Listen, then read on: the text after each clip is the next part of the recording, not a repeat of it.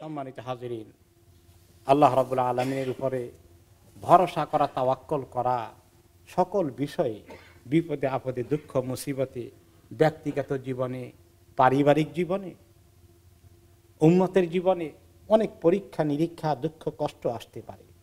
দুনিয়া আখিরাতের সমস্ত হাজতের ব্যাপারে যার উপরে আমাদের নির্ভর করা উচিত তিনি হচ্ছেন আল্লাহ রাব্বুল আলামিন। এমনকি আমার যদি বিপদও না থাকে, আপাতত মনে হচ্ছে আমি সুখে আছি, এরপরেও আমাকে আল্লাহ তাআলার উপর তাওয়াক্কুল করতে হবে, কারণ আমার সুখ শান্তি যে কোনো সময় চলে যেতে পারে, আমি বিপদগ্রস্ত হয়ে যেতে পারি। এই জন্য তাওয়াক্কুল হচ্ছে ঈমানের প্রধানতম বিষয়। আল্লাহ তাআলার প্রতি ঈমানের সকল দিক ফুটে ওঠে তাওয়াক্কুলের মধ্যে। তাওহীদের আসল পরিচয় ফুটে ওঠে আল্লাহ তাআলার প্রতি তাওয়াক্কুলের উপরে।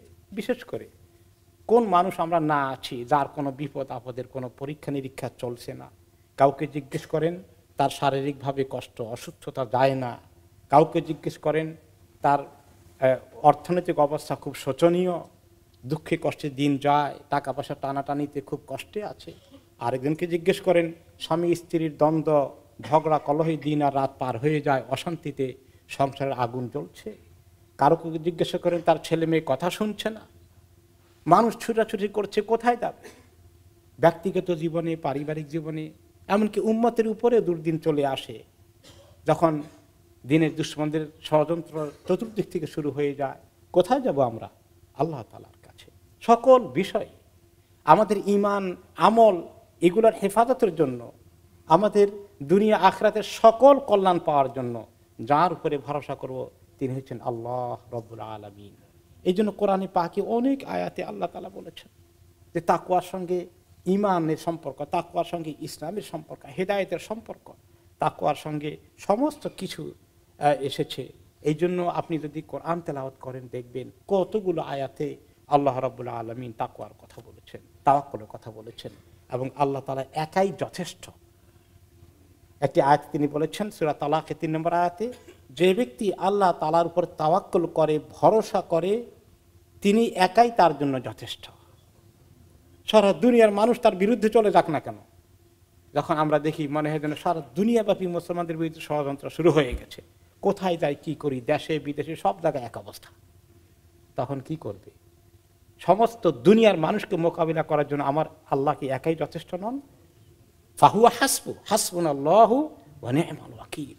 এই যে ঈমানটাকে নিয়ে আসা, মুখে বলে ফেললাম কিন্তু অন্তর দিয়ে নিশ্চিন্তে থাকা, নিরাপত্তা অনুভব করা, এক আল্লাহর উপরে ভরসা করে সমস্ত দুঃখ কষ্ট আল্লাহর কাছে প্রেজেন্ট করে নিশ্চিন্তে থাকা যে যায়, এর নাম হচ্ছে তাওয়াক্কুল। আর কোন মানুষের উপর ভরসা করে আপনি নিশ্চিন্তে থাকবেন বলেন তো? তার কথা কোন শক্তি আপনাকে নিরাপত্তার গ্যারান্টি দিতে পারবে? একমাত্র আল্লাহ রাব্বুল আলামিন। এই জন্য আল্লাহ তাআলা বলেছেন ভরসা যদি করতে হয় মুমিনদেরকে বলো একমাত্র আল্লাহর উপরেই ভরসা করুক। আল্লাহ তাআলা সূরা ইউনূসে 84 নম্বর আয়াতে মূসা আলাইহিস সালামের তার উম্মতের সঙ্গে কথাবার্তা হচ্ছে। ফিরআউন এবং তার বাহিনী মূসা আলাইহিস সালাম এবং তার কওম বনী ইসরাইলের বিরুদ্ধে কি ষড়যন্ত্র করছে, কতদিন পর্যন্ত তাদেরকে অত্যাচার করলো, নির্যাতন করলো, সমস্ত তাদের ছেলে সন্তানগুলোকে হত্যা করে ফেললো, জন্মের পরেই শেষ। আর দীর্ঘদিন ধরে তাদেরকে অত্যাচার নির্যাতন করলো। সর্বশেষে তখন চতুর্দিক থেকে কোনো রকমেই আর তাদেরকে বাঁচতেই দেবে না, তাদেরকে সমূলে নাশ করে দেবে, এই ষড়যন্ত্র দেখে তার কওম পেরেশান হয়ে গেল। কি করা যায়? মূসা, আপনি নবী হয়ে তো আসলেন, তারপরে তো কোনো সমাধান খুঁজে পাচ্ছি না, এরপরে তো কোনো আমাদের নিরাপত্তার কোনো লক্ষণ নাই। তাদের মধ্যে অস্থিরতা শুরু হয়ে গেল। ফিরআউনকে দেখতে পাচ্ছে পেছন দিক থেকে ধাওয়া করছে, সামনে সাগর, কি করবে, অস্থির হয়ে গেছে। এই সমস্ত অস্থিরতার মোকাবিলায় মূসা আলাইহিস সালাম বনী ইসরাইলকে কি বললেন? ইয়া কওমি ইন কুনতুম আমানতুম বিল্লাহি ফাআলাইহি তাওয়াক্কালু ইন কুনতুম মুসলিমিন। হে আমার কওম, যদি আল্লাহ তাআলার প্রতি ঈমান এনে থাকো তার উপরে তাওয়াক্কুল করো, যদি তোমরা সত্যিকার মুসলিম হও। মূসা আলাইহিস সালামের কওমের পরিচয় কি ছিল?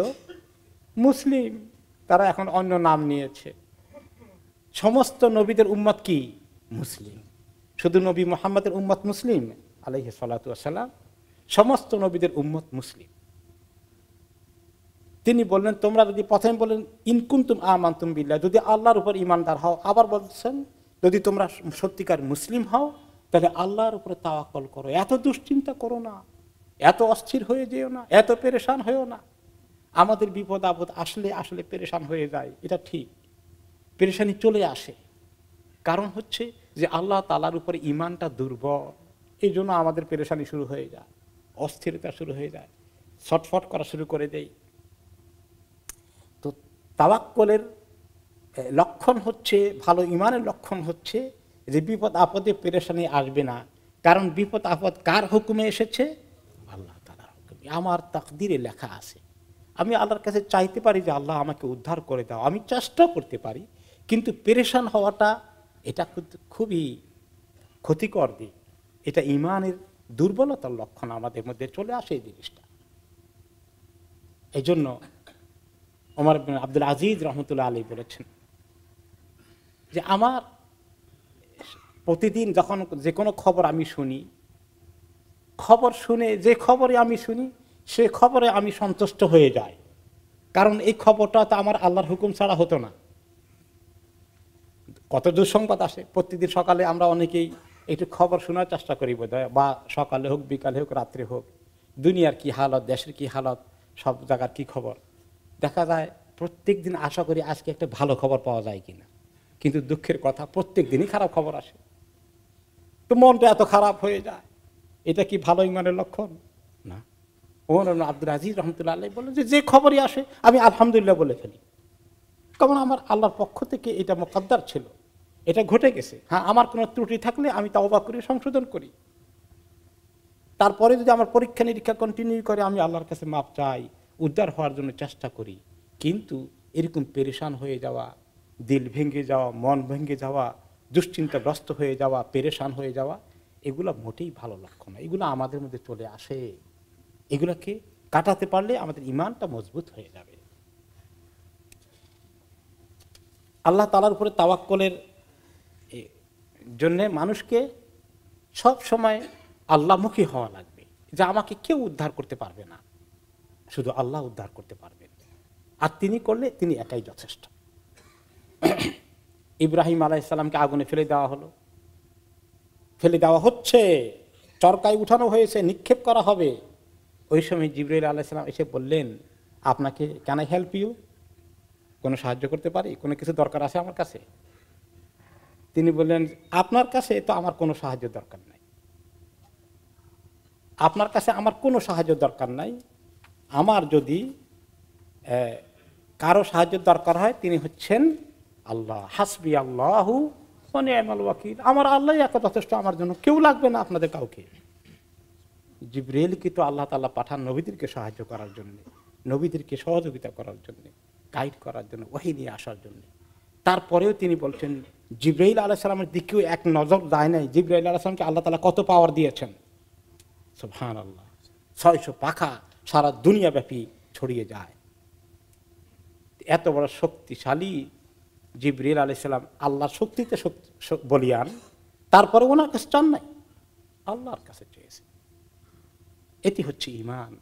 আর সেই ইমানের কারণে আল্লাহ তাআলা বলছেন, ইয়া নারু কুনি বারদান ওয়া সালামান আলা ইব্রাহিম, হে আগুন তুমি শান্তি, ঠান্ডা এবং শান্তি হয়ে যাও, শান্তিদায়ক হয়ে যাও ইব্রাহিমের প্রতি।